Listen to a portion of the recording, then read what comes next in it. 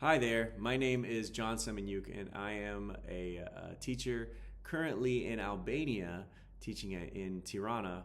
However, I was at KIS for 15 years teaching IB and AP classes, while at the same time coaching varsity boys basketball. And in those 15 years at KIS, we built a pretty incredible basketball program.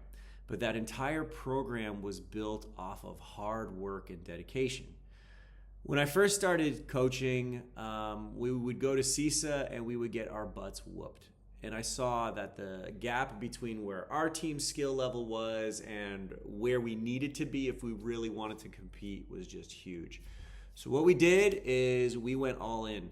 We would do morning practices, we would do Saturday practices, and that's all on top of the already practices that we have. We would also go year round with morning practices, and any chance we could get with the gym time, we would be doing it. Players were so dedicated, they were going to summer camps, and the reality is they were just bought in. When we started with our morning practices, there was very little buy-in. Kids got to get out of bed early, they're a little bit lazy. And so it was hard for them to really see what the benefits of this were. But then I was really blessed with a group of students who came in, and all together they all kind of committed to it and bought in. And we ended up having 10, 12 guys showing up in the morning so we could go full court, 5-on-5, and working on different skills and such.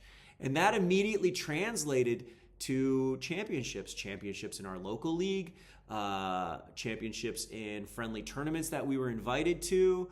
And it also led into the ability to play a ton of games. One season we played 35 games and went to 5 different tournaments. Lviv, Prague, Vienna, Tbilisi, and then that year was CISA in Moscow, which was just awful because it's Moscow. But that team was awesome, and they put in the time, the dedication, and it paid off. I'll tell you one short story about a team that really, really made an impact.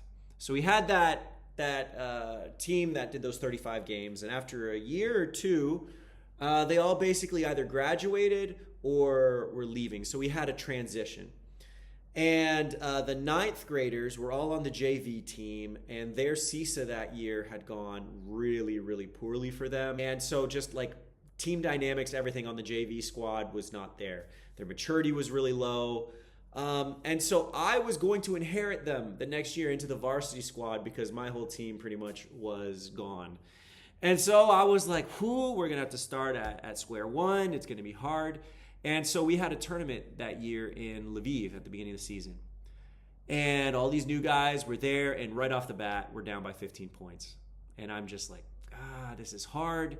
I call a timeout, bring them in, and I'm like, all right, guys, what type of team do you actually want to be? You know, do you guys want to build success and really play like a real team and make a difference? And after that timeout, those guys brought it. Oh my goodness. And the cool thing was, it wasn't just that game. They brought it the next game, won the next game, won the next game. And that team ended up turning into one of my most successful teams of all time. We ended up going to the United States with them, playing in 4 different friendly games against some American teams. And they also saw some universities in the Chicago area.